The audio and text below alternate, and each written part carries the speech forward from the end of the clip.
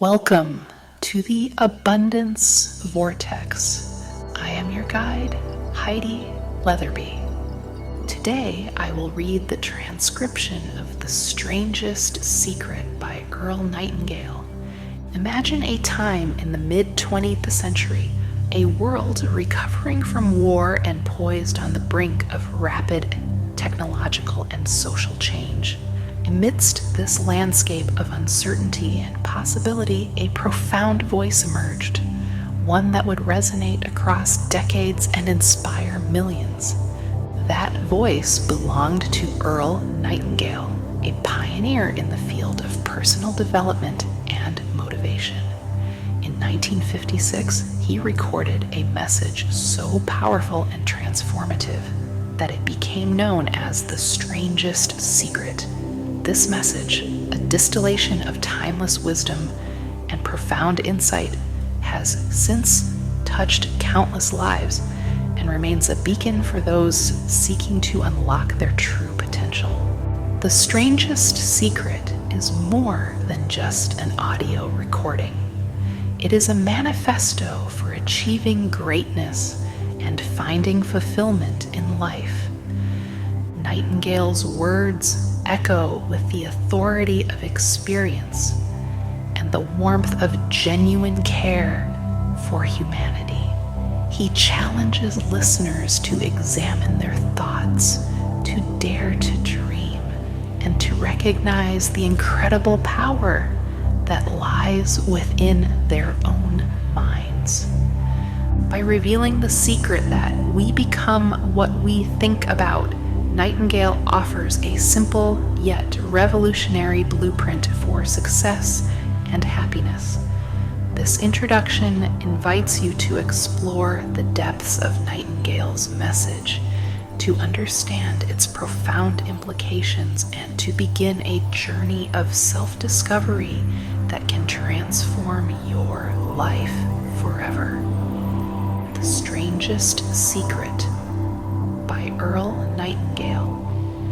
Do you know what will happen to 100 individuals who start even at the age of 25 and who believe they will be successful?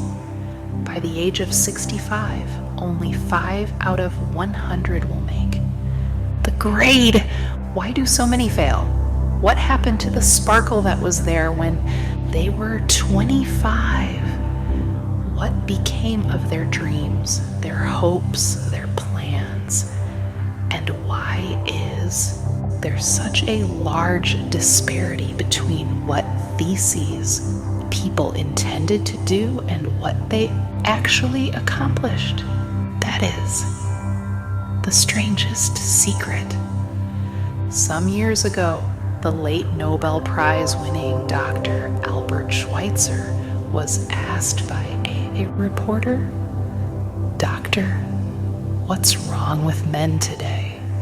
The great doctor was silent a moment, and then he said, "Men simply don't think.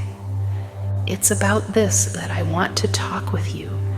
We live today in a golden age. This is an era that humanity has looked forward to, dreamed of, and worked toward for thousands of years.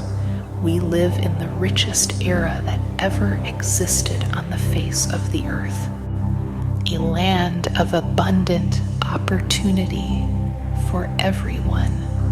However, if you take 100 individuals who start even at the age of 25, do you have any idea what will happen to those men and women by the time they're 65? These 100. People believe they're going to be successful. They are eager toward life. There is a certain sparkle in their eye, an erectness to their carriage, and life seems like a pretty, interesting adventure to them. But by the time they're 65, only 1 will be rich, 4 will be financially independent, 5 will still be working, and 54 will be broke. depending on others for life's necessities. Only 5 out of 100 make the grade. Why do so many fail? What has happened to the sparkle that was there when they were 25? What has become of the dreams, the hopes, the plans?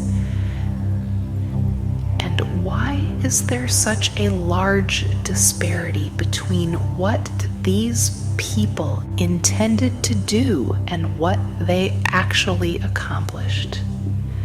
The definition of success. First, we have to define success, and here is the best definition I've ever been able to find. Success is the progressive realization of a worthy ideal. A success is the school teacher who is teaching because that's what he or she wants to do. A success is the entrepreneur who started his own company because that was his dream. That's what he wanted to do. A success is the salesperson who wants to become the best salesperson in his or her company and sets forth on the pursuit of that goal. A success is anyone who is realizing a worthy, predetermined ideal because that's what he or she decided to do deliberately. But only 1 out of 20 does that. The rest are failures. Rollo May, the distinguished psychiatrist, wrote a wonderful book called Man's Search for Himself, and in this book he says the opposite of courage in our society is not cowardice, it is conformity. And there you have the reason for so many failures. Conformity. People acting like everyone else without knowing why or where they are going. We learn to read by the time we're 7. We learn to make a living by the time we're 30. Often by that time, we're not only making a living, we're supporting a family. And yet, by the time we're 65, we haven't learned how to become financially independent. In the richest land that has ever been known, why? We conform. Most of us are acting like the wrong percentage group, the 95 who don't succeed. Goals. Have you ever wondered why so many people work so hard and honestly without ever achieving anything in particular, and why others don't seem to work hard yet seem to get everything? They seem to have the magic touch. You've heard people say, everything he touches turns to gold. Have you ever noticed that a person who becomes successful tends to continue to become more successful? And on the other hand, have you noticed how someone who's a failure tends to continue to fail? The difference is goals. People with goals succeed because they know where they're going. It's that simple. Failures, on the other hand, believe that their lives are shaped by circumstances, by things that happen to them, by exterior forces. Think of a ship with the complete voyage mapped out and planned. The captain and crew know exactly where the ship is going and how long it will take. It has a definite goal, and 9,999 times out of 10,000 it will get there. Now, let's take another ship just like the first, only let's not put a crew on it or a captain at the helm. Let's give it no aiming point, no goal, and no destination. We just start the engines and let it go. I think you'll agree that if it gets out of the harbor at all, it will either sink or wind up on some deserted beach, a derelict. It can't go any place because it has no destination and no guidance. It's the same with a human being.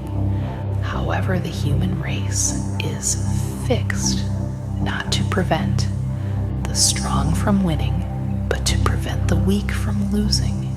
Society today can be likened to a convoy in time of war. The entire society is slowed down to protect its weakest link, just as the naval convoy has to go at the speed that will permit its slowest vessel to remain in formation. That's why it's so easy to make a living today. It takes no particular brains or talent to make a living and support a family today. We have a plateau of so-called security. So, to succeed, all we must do is decide how high above this plateau we want to aim. Throughout history, the great wise men and teachers, philosophers and prophets have disagreed with one another on many different things. It is only on this one point that they are in complete and unanimous agreement, the key to success and the key to failure is this: we become what we think about. This is the strangest secret. Now, why do I say it's strange, and why do I call it a secret? Actually, it isn't a secret at all. It was first promulgated by some of the earliest wise men, and it appears again and again throughout the Bible, but very few people have learned it or understand it.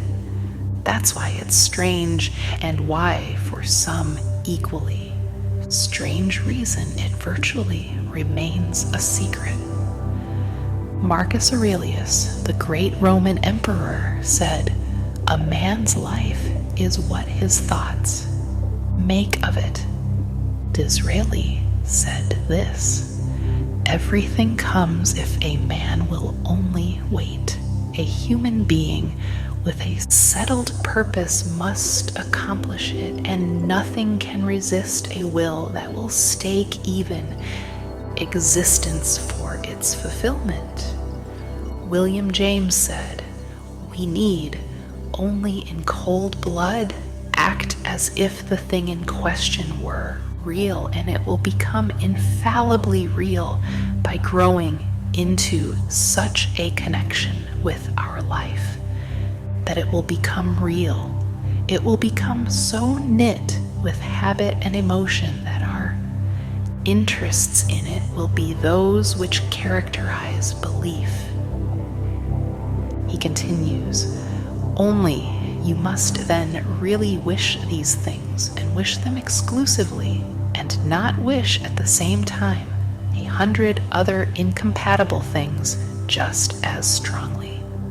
My old friend, Dr. Norman Vincent Peale, put it this way: "If you think in negative terms, you will get negative results. If you think in positive terms, you will achieve positive results." George Bernard Shaw said, "People are always blaming their circumstances for what they are." I don't believe in circumstances. The people who get on in this world are the people who get up and look for the circumstances they want. And if they can't find them, make them. Well, it's pretty apparent, isn't it? We become what we think about. A person who is thinking about a concrete and worthwhile goal is going to reach it, because that's what he's thinking about. Conversely, the the person who has no goal, who doesn't know where he's going, and whose thoughts must therefore be thoughts of confusion, anxiety, fear, and worry, will thereby create a life of frustration, fear, anxiety, and worry. And if he thinks about nothing, he becomes nothing. As ye sow, so shall ye reap. The human mind is much like a farmer's land. The land gives the farmer a choice. He may plant in that land whatever he chooses. The land doesn't care what is planted. It's up to the farmer to make the decision. The mind, like the land, will return what you plant, but it doesn't care what you plant. If the farmer plants 2 seeds, one a seed of corn, the other nightshade, a deadly poison, waters and takes care of the land, what will happen? Remember, the land doesn't care.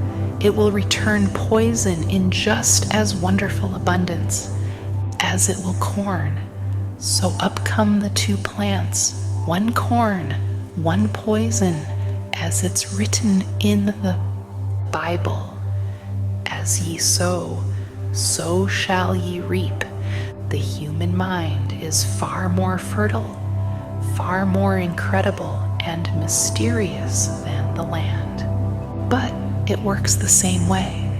It doesn't care what we plant, success or failure. A concrete, worthwhile goal, or confusion, misunderstanding, fear, anxiety, and so on. But what we planted must return to us. The problem is that our mind comes as standard equipment at birth. It's free. And things that are given to us for nothing, we place little value on. Things that we pay money for, we value. The paradox is that exactly the reverse is true. Everything that's really worthwhile in life came to us free. Our minds, our souls, our bodies, our hopes, our dreams, our ambitions, our intelligence, our love of family and children and friends and country. All these priceless possessions are free, but the things that cost us money are actually very cheap and can be replaced at any time. A good man can be completely wiped out and make another fortune. He can do that several times. Even if our home burns down, we can rebuild it. But the things we got for nothing, we can never replace. Our mind can do any kind of job we assign to it, but generally speaking, we use it for little jobs instead of big ones. So decide now, what is it you want? Plant your goal in your mind. It's the most important decision you'll ever make in your entire life. Do you want to excel at your particular job? Do you want to go places in your company, in your community? Do you want to get rich? All you have got to do is plant that seed in your mind, care for it, work steadily towards your goal, and it will become a reality. It not only will, there's no way that it cannot. You see, that's a law, like the laws of Sir Isaac Newton, the laws of gravity. If you get on top of a building and jump off, you'll always go down. You'll never go up. And it's the same with all the other laws of nature. They always work. They're inflexible. Think about your goal in a relaxed, positive way. picture yourself in your mind's eye as having already achieved this goal. See yourself doing the things you will be doing when you have reached your goal. Every one of us is the sum total of our own thoughts. We are where we are because of. That's exactly where we really want or feel we deserve to be, whether we'll admit that or not. Each of us must live off the fruit of our thoughts in the future, because what you think today and tomorrow, next month and next year, will mold your life and determine your future. You're guided by your mind. I remember one time I was driving through eastern Arizona and I saw one of those giant earth-moving machines roaring along the road with what looked like 30 tons of dirt in it, a tremendous, incredible machine. And there was a little man perched way up on top with the wheel in his hands, guiding it. As I drove along, I was struck by the similarity of that machine to the human mind. Just suppose you're sitting at the controls of such a vast source of energy. Are you going to sit back and fold your arms and let it run itself into a ditch? Or are you going to keep both hands firmly on the wheel and control and direct this power to a specific, worthwhile purpose? It's up to you. You're in the driver's seat. You see, the very law that gives us success is a double-edged sword. We must control our thinking.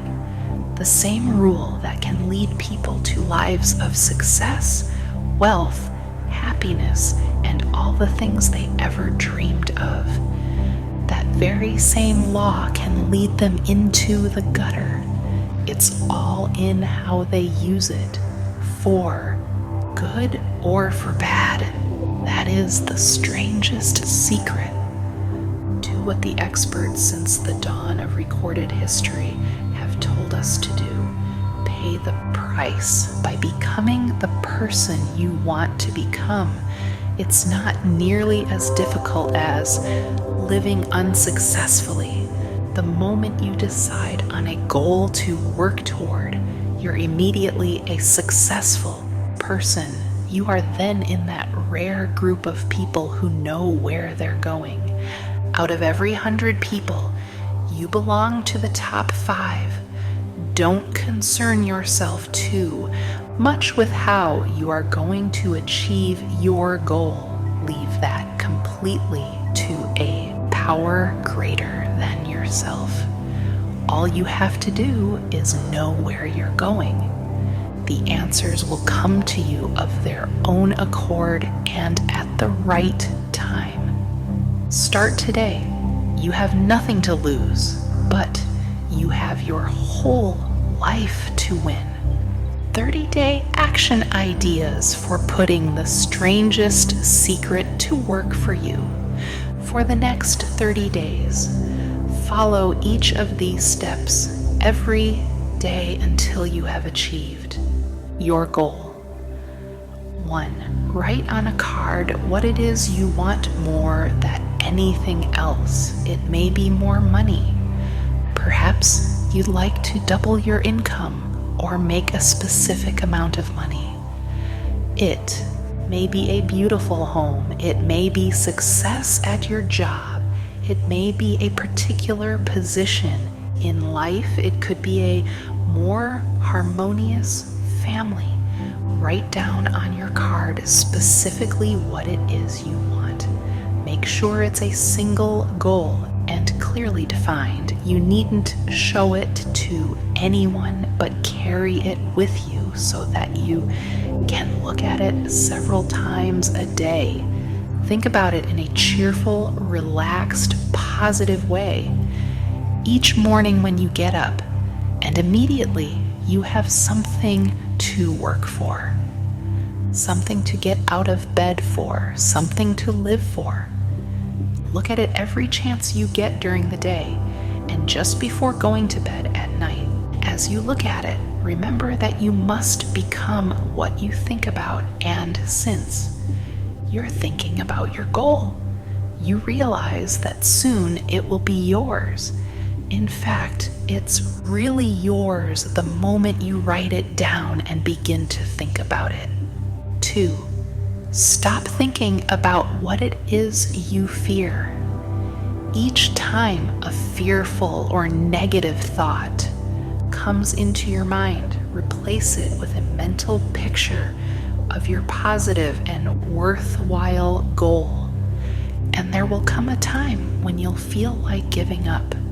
It's easier for a human being to think negatively than positively. That's why only 5% are successful. You must begin now to place yourself in that group. Act as though it were impossible to fail, as Dorothea Brande said. No matter what, your goal, if you've kept your goal before you every day, you'll wonder and marvel at this new life you found. 3. Your success will always be measured by the quality and quantity of service you render. Most people will tell you that they want to make money without understanding this law. The only people who make money work in a mint. The rest of us must earn money. This is what causes those who keep looking for something for nothing or a free ride to fail in life. Success is not the result of making money. Earning money is the result of success, and success is in direct proportion to our service. Most people have this law backwards. It's like the man who stands in front of the stove and says to it, "Give me heat and then I'll add the wood." How many men and women do you know, or do you suppose there are today who take the same attitude toward life? There are millions. We've got to put the fuel in before we can expect heat. Likewise, we've got to be of service first before we can expect money. Don't concern yourself with the money. Be of service. Build, work, dream, create. Do this, and you'll find there is no limit to the prosperity and abundance that will come to you. Don't start your test until you've made up your mind to stick with it. If you should fail during your first 30 days, by that I mean suddenly find yourself overwhelmed by negative thoughts, simply start over again from that point and go 30 more days. Gradually, your new habit will form until you find yourself one of that wonderful minority to whom virtually nothing is impossible. Above all, don't worry. Worry brings fear, and fear is crippling. The only thing that can cause you to worry during your test is trying to do it all yourself. Know that all you have to do is hold your goal before you. Everything else will take care of itself. Take this 30-day test, then repeat it. Then repeat it again. Each time it will become more a part of you until you'll wonder how you could have lived any other way. Live this new way, and the floodgates of abundance will open and pour over you. More riches than you may have dreamed existed. Money? Yes, lots of it. But what's more important, you'll have peace. You'll be in that wonderful minority who lead calm, cheerful, successful lives. Start today. You have nothing to lose, but you have a life to win. Thank you for taking this journey into the abundance vortex.